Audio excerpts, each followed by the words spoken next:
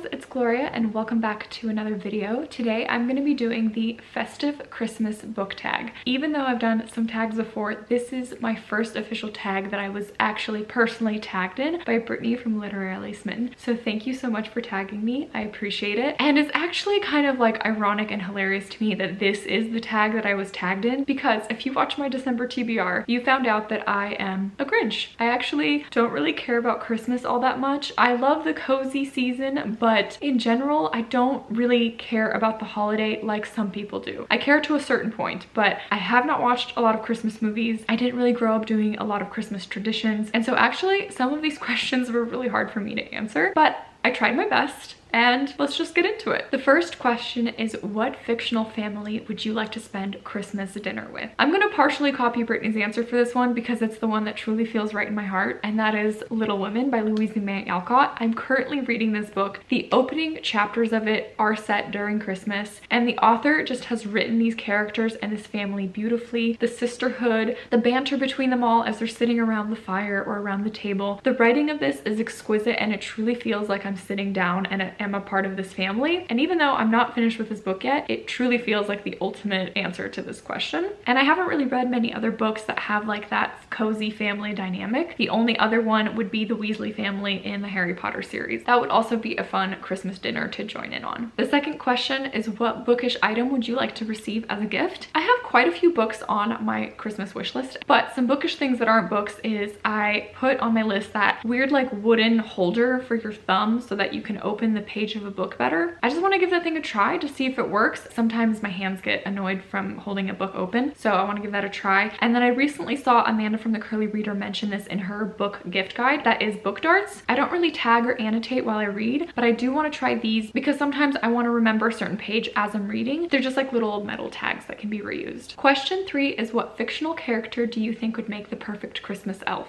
Now this question stumped me because I have no idea what a Christmas elf is. I have watched the movie Elf. I hate to expose myself here and get some haters, but I'm sorry, I hate that movie. I really don't like Will Ferrell. So at first I was like, is it supposed to be like silly stupid like Elf? But I just literally googled Christmas elf characteristics, and the thing that came up is that they are mostly known as Santa's helpers, and they work in a toy shop and they're good at tinkering and problem solving, making toys and being helpful, taking care of his reindeer, all that kind of stuff. So that's what I'm going with. I literally had to Google what a Christmas elf was to answer this question. But anyways, my book recommendation, just bear with me here, it's gonna be The Martian. So Mark Watney as the character in this book is really good at problem solving, at tinkering with stuff because he had to survive on Mars. And so I feel like he would make a good helper, a good Christmas elf, because he would problem solve. He would be able to make some really cool toys because he's smart and he's an engineer and a botanist. And he also has a fantastic sense of humor, and I feel like you need that to be a Christmas elf. So that's my answer. Number 4 is to match a book to its perfect Christmas song. The book I picked is No Exit by Taylor Adams, and the song combination is going to be Baby It's Cold Outside. Again, I don't listen to that much Christmas music, and if you think about it, the song is actually very disturbing. It's about like a sexual predator who doesn't want a woman to leave his house, so he's trying to entice her to stay and get her to drink and doesn't want her to leave so she can spend the night. Not really an appropriate song,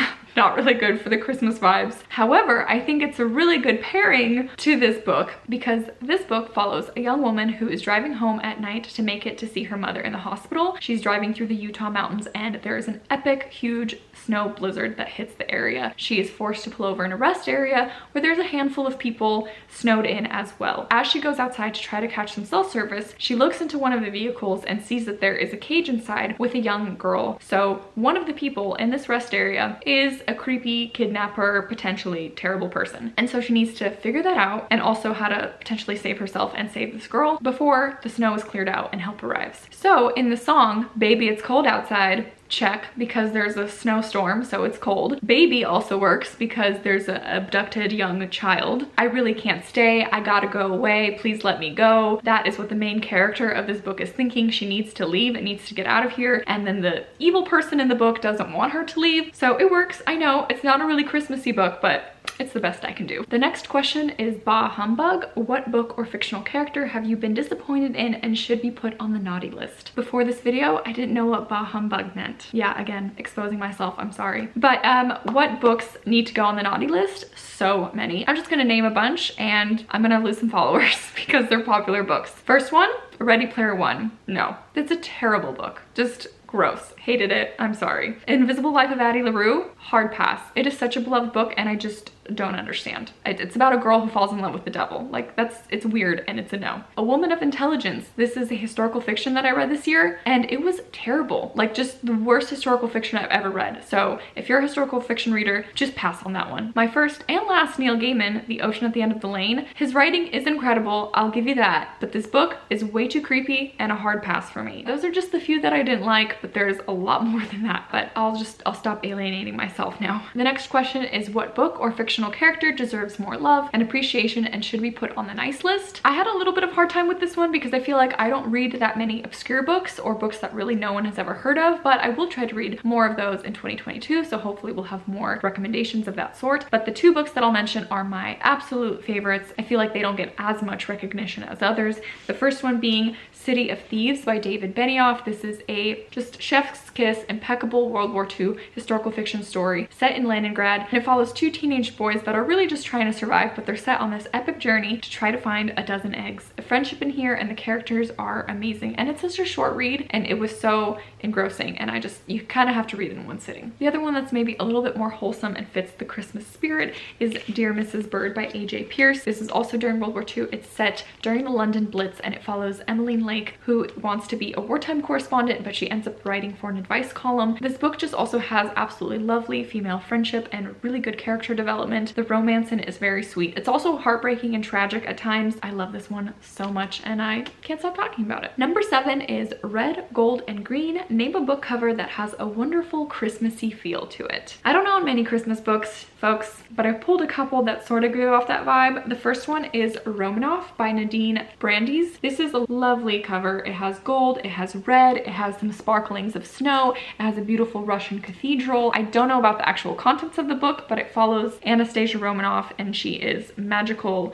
and there's a spell that might save her and her family, but the cover definitely feels Christmassy. The next book, I'm going to copy Brittany as well and say A Breath of Snow and Ashes by Diana Gabaldon, my only book with an actual snowflake on the cover. This is book 6 in the Outlander series. And then the other one is An Unwanted Guest by Sherry Lapina. This is a thriller, but the cover is snowy and there's a house, and Unwanted Guest kind of fits the Christmas vibe because sometimes you have guests that come over that you really wish weren't there, like the weird uncle or the weird cousin or that weird family member that you're just like, kind of wish you weren't here, but you have to be here. So this one kind of feels like Christmas, right? Maybe? I don't know. And finally, what book or series do you love so much that you want everyone to find it under their Christmas tree this year so that they can read it and love it too? I didn't really have an answer for this one because I already talked about the two books that I love so much, so my answer would be those. But to not repeat myself excessively, I'm just gonna mention the Harry Potter series. I have this absolutely lovely box set edition that has the outline of the Hogwarts castle. And if I'm gonna talk about a series that truly from start to finish was all 5 stars, loved the whole thing through and through, it would be this series. So if you haven't read them yet, where have you been? But also so many people love Harry Potter, and if it's not this set, I know that the new Mina Lima editions of the books are coming out and those are gorgeous. So this always makes a great Christmas gift for your Harry Potter fans out there. So that's it. Happy holidays, everyone. Thanks again, Brittany, for tagging me in this. I think it's now my turn to tag 3 people. I've never done this before because I'm usually just like, whoever wants to do it, do it. I'm gonna tag Kristen from Enter the Book.